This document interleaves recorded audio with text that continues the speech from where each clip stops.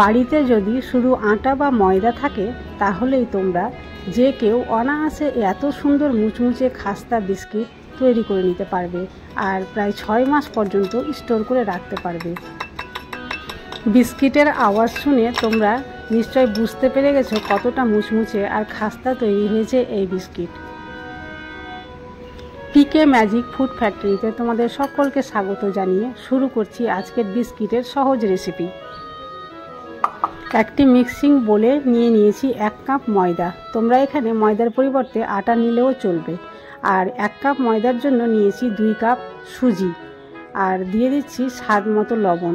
তারপরে এই শুকনো উপকরণগুলো ভালোভাবে চেলে নিচ্ছি। চেলে নেওয়ার পরে ভালোভাবে হাতে মিক্স করে নিতে হবে যাতে সুজি আর ময়দা একসঙ্গে ভালোভাবে মিক্স হয়ে যায়।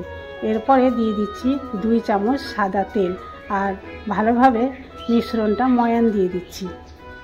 আর হ্যাঁ, তোমরা যদি এখনও পর্যন্ত এই চ্যানেলটি সাবস্ক্রাইব করে না থাকো তাহলে প্লিজ চ্যানেলটি সাবস্ক্রাইব করে দিও।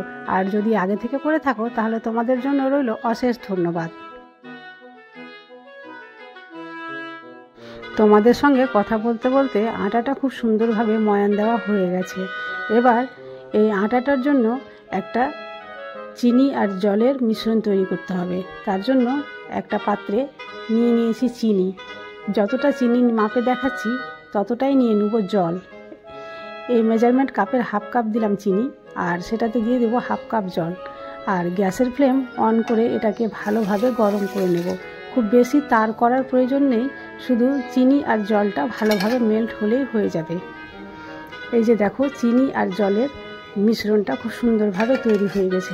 তবে এটা ঠান্ডা না হওয়া পর্যন্ত এই ময়ানে দিতে পারবো না। এখন ঠান্ডা হয়ে গেছে, এবার এটা দিয়ে একটা ডো তৈরি করে নেব। এবার চিনি আর জলের এই মিশ্রণটাও অল্প অল্প করে আটার উপরে দেব আর একটা ডো তৈরি করে নেব। ডোটা খুব বেশি সফটও হবে না আর খুব বেশি শক্তও হবে না। তৈরি করার পরে প্রায় 30 মিনিট একে ঢাকা দিয়ে রেখে দেব। 30 মিনিট পরে তোমাদের দেখাচ্ছি। 30 মিনিট পরে ফিরে এসে আটাটা একটু হাত দিয়ে নাড়াচাড়া করার পরে একে একটা স্ল্যাবের উপরে রেখে ভালোভাবে ভাঁজ ভাঁজ করে নিতে হবে। একটু লক্ষ্য করলে বুঝতে পারবে আমি কিভাবে এটাকে ভাঁজ দিচ্ছি। একবার এই পাশ থেকে একবার ওই পাশ থেকে। এইভাবে ভাঁজ দিলে বিস্কিটের লেয়ারটাও খুব সুন্দর হয় আর বিস্কিটটা মুচমুচেও হবে। এটা করে নেওয়ার পরে একে হাত দিয়ে এইভাবে চেপে চেপে বড় করতে হবে। এখানে বেলনা পিঁড়ার কোনো দরকার হবে না। হাত দিয়ে যখন একটু বড় হয়ে যাবে তখন চাকু দিয়ে চৌকো সাইজের আমি কেটে নেব।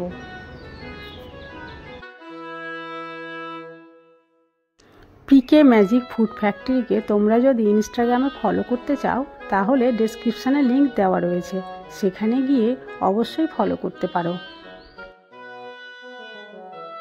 বিস্কিটগুলো কাটা হয়ে গেছে আর তোমাদের আমি দেখিয়ে দিচ্ছি এর লেয়ারটা কত সুন্দর হয়েছে আর এর থিকনেসটা দেখেই তোমরা বুঝতে পেরেছো।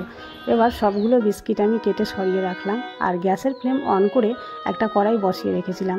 তেলটা গরম হয়েছে কিন্তু খুব বেশি গরম করার প্রয়োজন নেই। হালকা একটু গরম হলেই সবগুলো বিস্কিট আমি এই তেলের মধ্যে দিয়ে দিয়েছি। আর যতক্ষণ না পর্যন্ত নিচটা হালকা লাল হয়েছে ততক্ষণ পর্যন্ত নাড়াচাড়া করতে হবে না। বিস্কিটগুলো এক সাইড গোল্ডেন ব্রাউন হয়ে গেছে। এবার এগুলোকে খুব আস্তে আস্তে উল্টিয়ে দিলাম।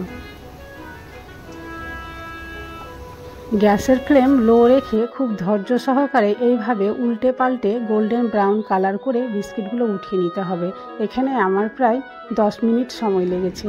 আর দেখতেই পাচ্ছ বিস্কিটগুলো কত সুন্দর হয়েছে আর দেখতে যেমন লোভনীয়, খেতেও কিন্তু খুব সুস্বাদু হয় এই বিস্কিট। একবার হলেও বাড়িতে অবশ্যই ট্রাই করে দেখবে।